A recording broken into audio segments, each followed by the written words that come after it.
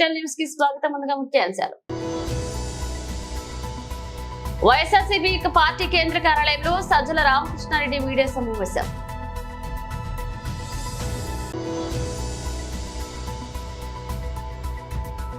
మంగళగిరిలో బ్రాహ్మణి ఎన్నికల ప్రచారం.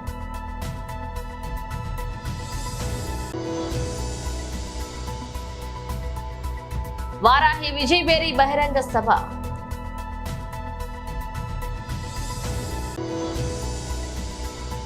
రిజర్వేషన్ల రద్దు చేసే కుట్రతోనే 2021లో మోదీ కులగణన చేయలేదు సీఎం రేవంత్ రెడ్డి. వైఎస్ఆర్సీపీ పార్టీ కేంద్ర కార్యాలయంలో సజ్జల రామకృష్ణారెడ్డి మీడియా సమావేశమయ్యారు.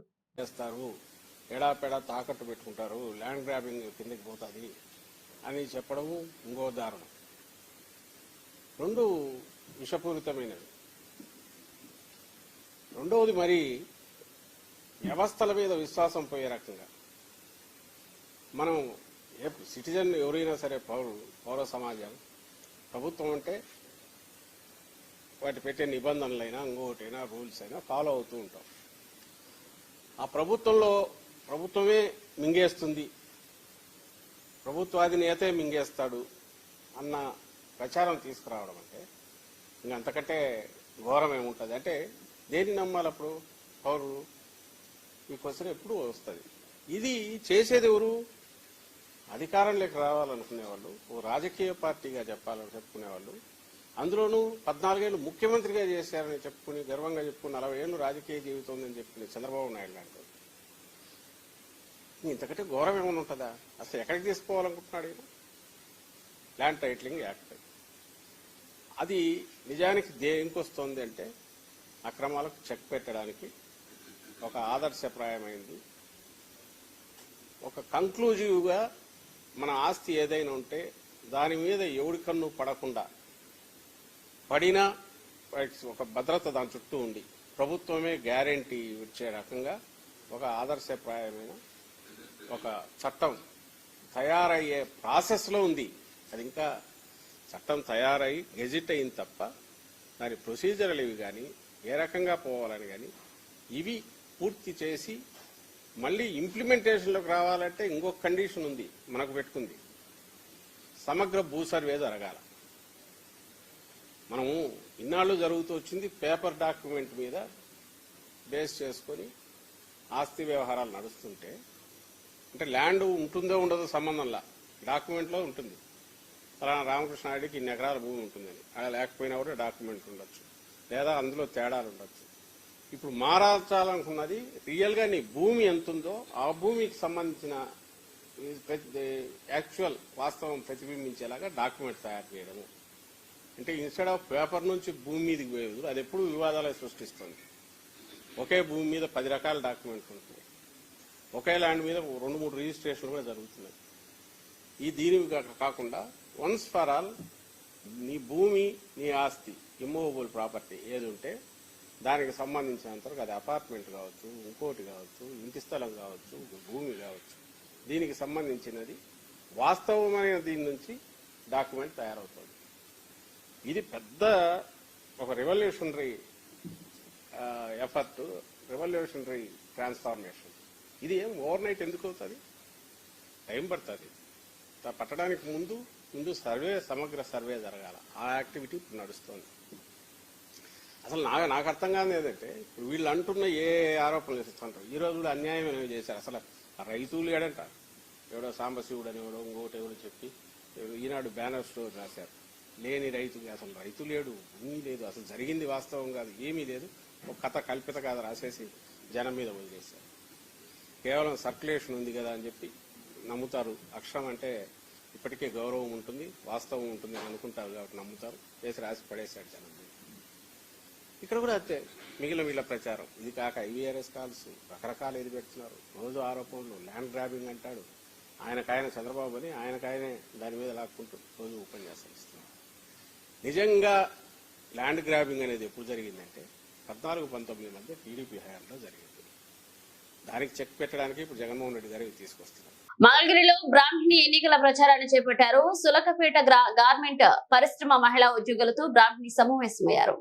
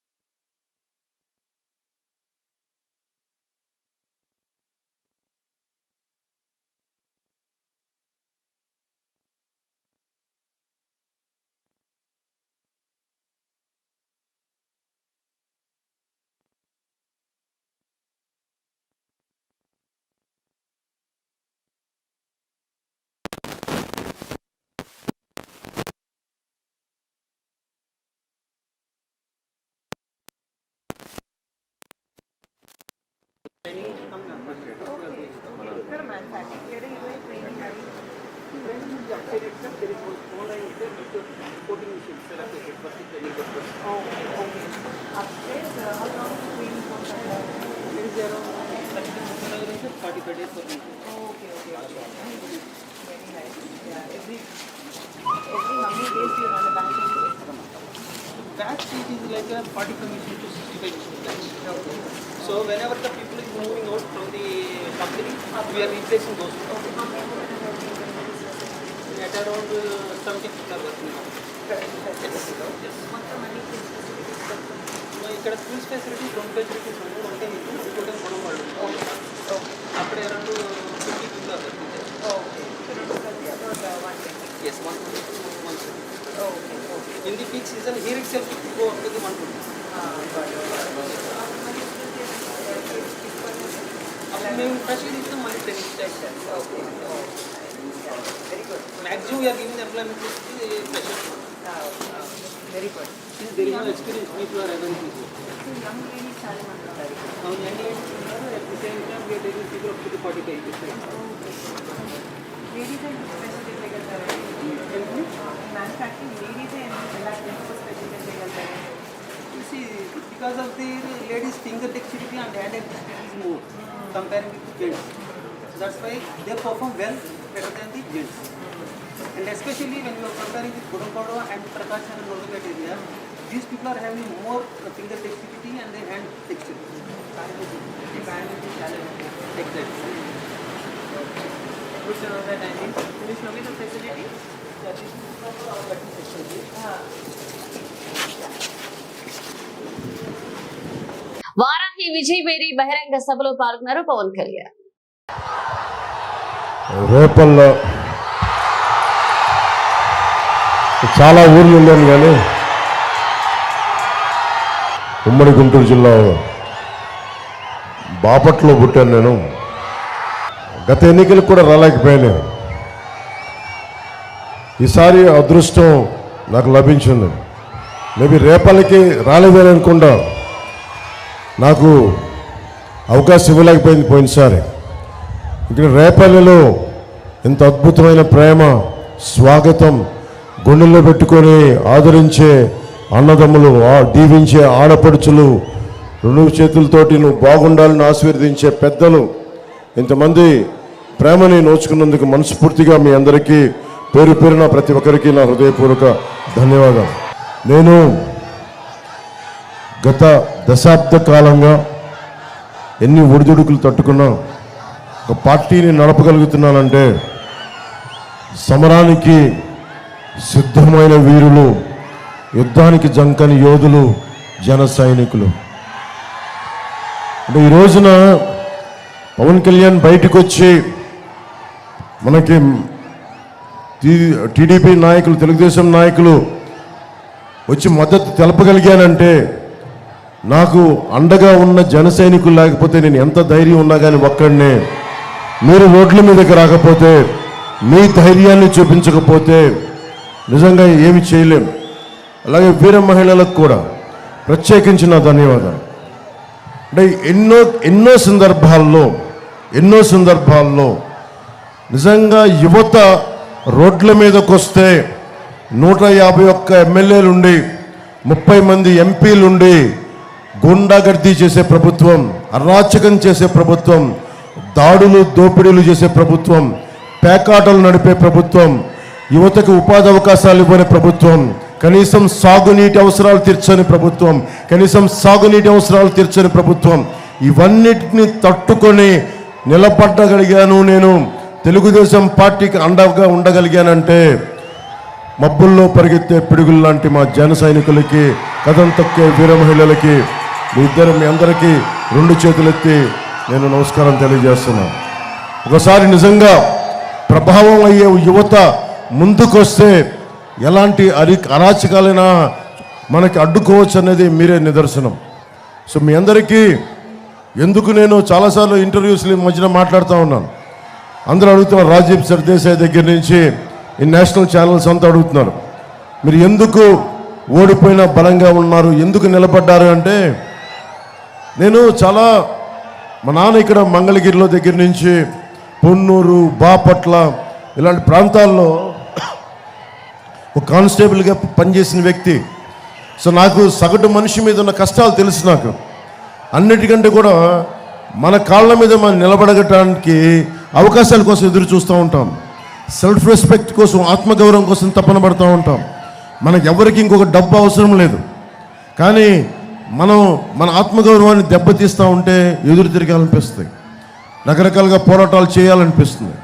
సో సగటు మనిషి కోపం, ఆవేదనని అర్థం చేసుకున్నవాడిని.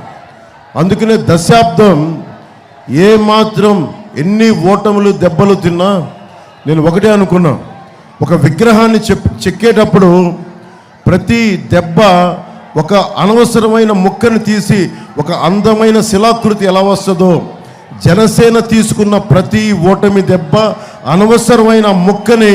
రిజర్వేషన్లు రద్దు చేసే కుట్రతోనే 2021లో మోదీ కులగణన చేయలేదని ఆరోపించారు సీఎం రేవంత్ రెడ్డి. నేను ఇవాళ మేధావులను ఆలోచన చేయమని అడుగుతున్నా. బ్రిటిషర్స్ ఉన్నప్పుడు 1881 140 సంవత్సరాల క్రితం బ్రిటిష్ వాళ్ళు ఈ దేశంలో ఉండే జనాలను జనాభా లెక్కలు కట్టి ప్రతి 10 సంవత్సరాలకి ఈ దేశంలో జనాభా ఎంతుందో లెక్కలు చెప్పేటోరు. భారతీయ జనతా పార్టీ నరేంద్ర మోడీ ప్రధానమంత్రి అయ్యే వరకు 60 ఏళ్ళు బ్రిటిష్ వాళ్ళు క్రమం తప్పకుండా ప్రతి 10 సంవత్సరాలకు జనాభా లెక్కలు పెట్టిండ్రు.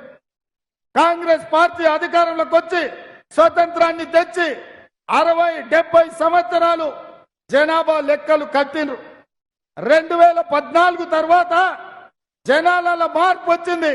జనాభా లెక్కలతో పాటు కులగణన కూడా జరగాలి అని బలైన వర్గాలు డిమాండ్ చేసిండ్రు. ఆ డిమాండ్ను కాంగ్రెస్ పార్టీ ఒప్పుకున్నది. 2021లో జనాభాతో పాటు కులగణన జరగాల్సిన అవసరం ఉండే. ఈసారి భారతీయ జనతా పార్టీ నరేంద్ర మోడీ గారు రెండోసారి ప్రధానమంత్రి అయినాక జనాభా లెక్కలు కానీ కులగణన కానీ చెయ్యలేదు. నేను సూటిగా కిషన్ రెడ్డిని అడుగుతున్నా, బండి సంజయ్ని అడుగుతున్నా, ఈ రాష్ట్రానికి వస్తున్న నరేంద్ర మోడీ, అమిత్ షాని అడుగుతున్నా, 2021లో మీరెందుకు జనాభా లెక్కలు చేయలేదు? మీరెందుకు కులగణన చెయ్యలేదు? దీని వెనకాల కుట్ర లేదా? దీని వెనకాల కుతంత్రం లేదా? దీని వెనకాల రిజర్వేషన్లు రద్దు చేయాలన్న దుర్మార్గమైన మీ ఆలోచన లేదా? ఇవాళ ఈ దేశంలో 90% ఉన్న దళితులు, గిరిజనులు, బలైన వర్గాల యొక్క రిజర్వేషన్లను రద్దు చేసే అధికారం, హక్కు మీకెవడిచ్చిండు?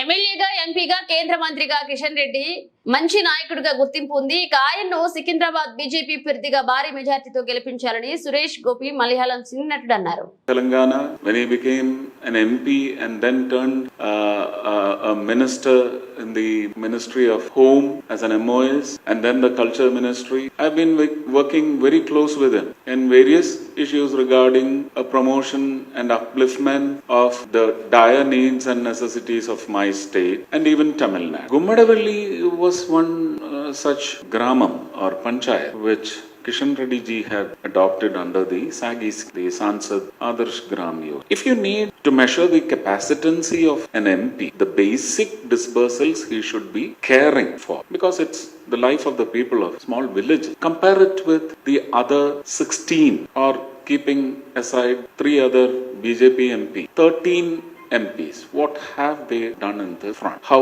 glittery was their work? Because I still believe that there was a recent declaration from the Prime Minister that he was going to work on the living standard, the standard of living in the mediocre middle class level of the citizens of the country, and then downward. So this is what the Sansad Adarsh Gram Yojana aims at. So kindly check the data of disbursals pertaining to SAGI by 13 MPs who are not BJP MP. You will be able to measure the capacitancy of which I am sure Kishan Reddy has performed so very well, even better than me, because he was a minister too. So I wish he is in the cabinet next time. So I pray to the people, hands folded to Telangana, that Kishan Reddy garu be elected with a huge margin of successful glittery vote. But please vote on the 30th. Make it compulsory. And also request that majority of the constituencies should then send their representatives clicking on the load. Thank you very much. నిత్యం పలు పనుల్లో బిజీగా ఉండే వాళ్ళు అనేక సందర్భాల్లో నిలబడి నీళ్లు తాగుతుంటారు. ఇలా చేయొచ్చని కొందరు అంటే మరికొందరు మాత్రం నిలబడి నీరు తాగడం హానికరమని భావిస్తుంటారు. అయితే ఆయుర్వేదం ఈ అంశంపై నిస్పష్టమైన సూచనలు చేసింది. ఆయుర్వేద నిపుణుల ప్రకారం నిలబడి నీళ్లు తాగడం అనేక రకాల అనారోగ్యాలకు దారితీస్తుంది. నిలబడి నీళ్లు తాగడం వల్ల కీళ్లలో నీరు పేరుకుంటుందట. అంతేకాకుండా ఫ్లూయిడ్ బ్యాలెన్స్ దెబ్బతిని విషతుల్యాల విడుదలకు కారణమవుతుంది. అంతిమంగా ఇది కీళ్ల నొప్పులు వారిన పడే చేస్తుంది. ఇక నిలబడి నీళ్లు తాగడంలో నీరు వేగంగా కడుపులోకి చేరుతుంది ఆయుర్వేదం చెప్తుంది. ఇది కడుపులో జీర్ణ రసాల సమతుల్యాన్ని దెబ్బతీస్తుంది. ఫలితంగా అరుగుదల తగ్గుతుంది. కాబట్టి నీటి ప్రయోజనాలు పూర్తిగా పొందాలంటే నిలబడి నీరు తాగడమే శ్రేయస్కరమని నిపుణులు చెప్తున్నారు. అయితే ఆధునిక వైద్య శాస్త్ర నిపుణులు మాత్రం ఈ విషయంలో భిన్నమైన అభిప్రాయాలు వ్యక్తం చేస్తున్నారు. నిలబడి నీళ్లు తాగినా కూర్చుని నీళ్లు తాగినా పెద్ద తేడా ఏమీ ఉండదని చెప్తున్నారు. అయితే పడుకుని మాత్రం ఎట్టి పరిస్థితుల్లోనూ నీరు తాగొద్దని హెచ్చరిస్తున్నారు. విధుల్లో అప్రమత్తంగా ఉండాల్సిన స్టేషన్ మాస్టర్ కునుకు తీయడంతో ఓ ఎక్స్ప్రెస్ రైలు ముందుకు కదలలేదు. సిగ్నల్ లేని కారణంగా ఏకంగా అరగంట పాటు రైలు నిలిపివేయడంతో ప్రయాణికులు అసహనానికి లోనయ్యారు. పూర్తి వివరాల్లోకి వెళితే పాట్నా కోట ఎక్స్ప్రెస్ రైలు మే 3న ఉడిమోర్ జంక్షన్ కు చేరుకుంది. అక్కడున్న స్టేషన్ మాస్టర్ అప్పటికే కునుకులోకి జారుకోవడంతో సిగ్నల్ మార్చలేదు. స్టేషన్ మాస్టర్ ను మేల్కొల్పేందుకు లోకో పైలట్ అనేక సార్లు హారన్ కొట్టినట్లుగా తెలిపింది. ఇక మరొక వైపు రైలు ఎంతకీ కదలకపోవడంతో ప్రయాణికులు అవస్థలు పడ్డారు. కాగా స్టేషన్ మాస్టర్ విధిలో నిర్లక్ష్యాన్ని ప్రదర్శించడానికి తీవ్రంగా పరిగణించిన డివిజన్ రైల్వే అధికారులు ఆయన నుంచి వివరణ కోరారు. అనంతరం తగు క్రమశిక్షణా చర్యలు తీసుకుంటామని ఆగ్రా రైల్వే డివిజన్ పిఆర్ఓ ప్రసక్తి శ్రీవాస్తవ ఓ వార్తా సంస్థకు తెలిపారు. స్టేషన్ మాస్టర్ తన తప్పును అంగీకరించాడని, తప్పిదానికి క్షమాపణ చెప్పినట్లుగా సంబంధిత వర్గాలు తెలిపాయి. తనతో పాటు డ్యూటీలో ఉన్న ఎంప్లాయ్మెంట్ ట్రాక్ తనిఖీలకు వెళ్లడంతో తాను స్టేషన్ లో ఒంటరిగా ఉన్నానని స్టేషన్ మాస్టర్ తెలిపాడని చెప్పారు. తమపై నమ్మకంతో జనసేన అధినేత పవన్ కళ్యాణ్ ఇచ్చిన ఎన్నికల ప్రచార బాధ్యతతో నిర్వర్తించి ఎన్డీఏ కూటమి అభ్యర్థులు విజయానికి శక్తి వంచన లేకుండా కృషి చేస్తామని ఉమ్మడి తూర్పు గోదావరి జిల్లా జనసేన ప్రోగ్రాం కమిటీ సభ్యుడు రౌతలపూడి మండల జనసేన ప్రచార కమిటీ ఇన్ఛార్జ్ కరణం సుబ్రహ్మణ్యం అన్నారు. కాకినాడ జిల్లా రౌతలపూడి మండలంలో కరణం సుబ్రహ్మణ్యం ఆధ్వర్యంలో పలు గ్రామాల్లో ప్రచారాన్ని హోరెత్తిస్తున్నారు. గిడిజాం గ్రామంలో ఆయన కూటమి శ్రేణులతో కలిసి ఇంటింటా ప్రచారంలో భాగంగా ప్రతి ఇంటికి వెళ్లి ఉమ్మడి మేనిఫెస్టోలో ఇచ్చిన హామీలని ప్రజలకు వివరిస్తూ కరపత్రాలు పంపిణీ చేశారు. ఈ సందర్భంగా కరణం సుబ్రహ్మణ్యం మాట్లాడుతూ రాష్ట్రం అభివృద్ధి చెందాలంటే కూటమి ప్రభుత్వం అధికారంలోకి రావాలని ప్రతిపాడు నియోజకవర్గం కూటమి అభ్యర్థిని వరపుల సత్యప్రభను, కాకినాడ ఎంపీ అభ్యర్థి తంగిళ్ల ఉదయ శ్రీనివాస్ అత్యధిక మెజార్టీతో గెలిపించాలన్నారు. అలాగే గ్రామంలో ప్రతి కార్యకర్త కూటమి ప్రభుత్వ విజయానికి ప్రతి ఒక్కరూ కృషి చేయాలన్నారు. కాకినాడ జిల్లా జనసేన పార్టీ సంయుక్త కార్యదర్శి పి సతీష్, రౌతలపూడి మండల ఉపాధ్యక్షుడు ఎన్ నాగు, ప్రధాన కార్యదర్శి షేక్ సలీం, గిడిజాం టీడీపీ నాయకులు కె దొరబాబు, టి వెంకటరమణ, జనసేన నాయకులు పాల్గొన్నారు.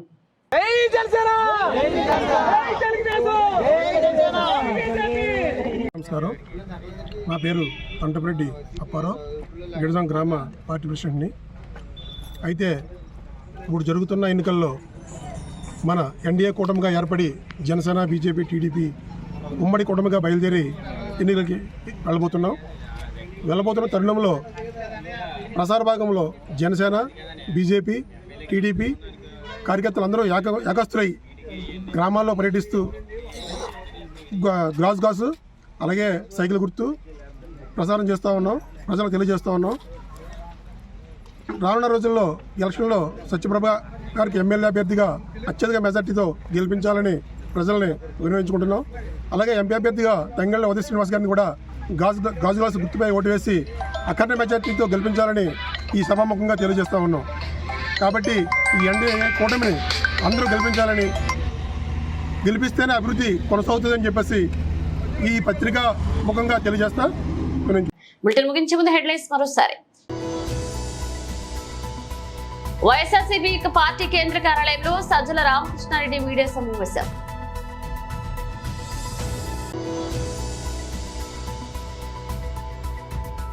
మంగళగిరిలో బ్రాహ్మణి ఎన్నికల ప్రచారం.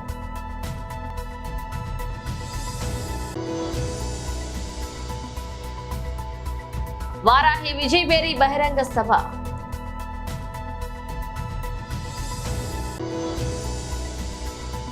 రిజర్వేషన్ల రద్దు చేసే కుట్రతోనే 2021లో మోదీ కులగణన చేయలేదు సీఎం రేవంత్ రెడ్డి. ఇవి ఇప్పుడు అప్డేట్స్. మన అప్డేట్స్ తో మళ్ళీ కలుద్దాం.